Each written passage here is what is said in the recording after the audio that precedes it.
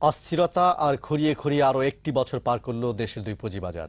2010 সালে মহাধসের পর বেশ কিছু উদ্যোগ নেওয়া হলেও বাস্তবায়ন না হয় বিদায়ী বছরেও 24,000 কোটি টাকার বেশি মূলধন হারিয়েছেন বিনিয়োগকারীরা। সূচক কমেছে 1100 পয়েন্ট, ঘটেছে আত্মহত্যার ঘটনাও। বাজারে স্থিতিশীল করতে এসএসসি এবং ডিএসসি সহ প্রাতিষ্ঠানিক বিনিয়োগকারীরা আশার বাণী শোনালেও কথা রাখেনি কেউই। বাকিরা জানাচ্ছেন রশিদ বাবু। 2010-এর ডিসেম্বরে মহাধস, 11 সালের পুরোটাই চলে টানা দরপতন। আশার আলো নিয়ে শুরু 2012, কিন্তু বছরের প্রথম কয়েকটা দিন ঊর্ধ্বমুখী থাকার পর আবারও পুরাতন চেহারায় পুঁজিবাজার। টানা দরপতনে ফেব্রুয়ারি মাসে সূচক নেমে আসে 3,600 পয়েন্টে। বিক্ষোভে উত্তাল হয়ে ওঠে রাজধানীর মতিঝিল এলাকা।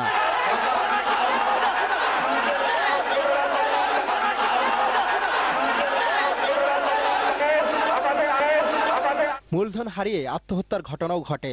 পরিবার আর ছোট্ট মেয়ের মায়া উপেক্ষা করে পরপারে পাড়ি জমান ঢাকার গোপীবাগের বিনিয়োগকারী কাজী লিয়াকত আলী যুবরাজ। 70 লাখ টাকার সব হারিয়ে উল্টো ব্রোকার হাউজের কাছে ঋণী হয়ে পড়েন তিনি। একই কারণে আত্মহত্যা করেন চট্টগ্রামের বিনিয়োগকারী দিলদার আহমেদ।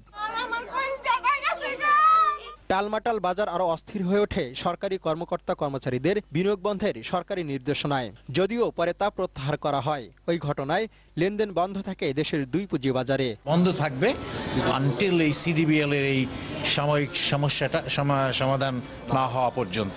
মার্চে পুঁজি হারানো বিনিয়োগকারীদের ফের স্বপ্ন দেখাতে শুরু করেন ডিএসসির নতুন সভাপতি রকিবুর রহমান। এক পর্যায়ে 5,500-এও পৌঁছে যায় সূচক, কিন্তু আস্থা না থাকায় সেই অবস্থাও টিকে থাকেনি। পরিচালকদের 2 ও 30% শেয়ার ধারণে আদালতের রায় আসে নিয়ন্ত্রক সংস্থার পক্ষে, কিন্তু ওই রায়ের পরেও কয়েক দফায় 4,000 পয়েন্টের কাছে এসে ঘুরপাক খেতে থাকে ডিএসসির সাধারণ মূল্য সূচক।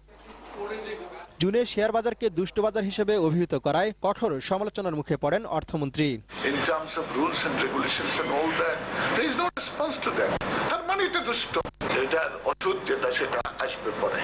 অব্যাহত পতন আর অর্থমন্ত্রীর নেতিবাচক মন্তব্যে সমালোচনার ঝড় ওঠে সংসদেও, এবং তার জন্যই দেশে আজকে বাজার স্থিতিশীল করতে নিয়ন্ত্রক সংস্থা 3 মেয়াদের মহাপরিকল্পনা ঘোষণা করলেও তার প্রভাব চোখে পড়েনি। বাস্তবায়ন হয়নি ক্ষতিগ্রস্তদের সুদ মওকুফ। এবিবি বিএবি মার্চেন্ট ব্যাংক বিনিয়োগের কথা বললেও বিদায়ী বছরে দৃশ্যমান কোনো উদ্যোগ লক্ষ্য করা যায়নি। দরপতন চললেও 2012 সালে বাজারে নতুন কোম্পানি আসে 14টি, মিউচুয়াল ফান্ড 9টি। টানাপোড়েন সৃষ্টি হয় নিয়ন্ত্রক সংস্থা আর ডিএসসির মধ্যে। প্রথমবারের মতো ডিএসসির কর্তা ব্যক্তিদের শোকজ করে নিয়ন্ত্রক সংস্থা। তবে বিদায়ী বছরেই অগ্রগতি হয় নতুন সূচক গণনা, ডিমিউচুয়ালাইজেশন প্রক্রিয়া, অনলাইন ট্রেডিং এবং বিএসইসির নিজস্ব সার্ভিলেন্স সফটওয়্যার সহ আরও বেশ কিছু পদক্ষেপের। দরপতন চলতে থাকলেও বছরের শেষ দিকে আগের মতো আর বিক্ষোভ নেই ডিএসসির সামনে। তবে মূলধন হারিয়ে তুষের আগুনে দগ্ধ সাধারণ বিনিয়োগকারীরা।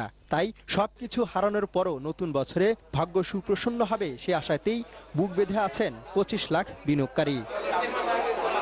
রশিদ বাবু, দিগন্ত টেলিভিশন।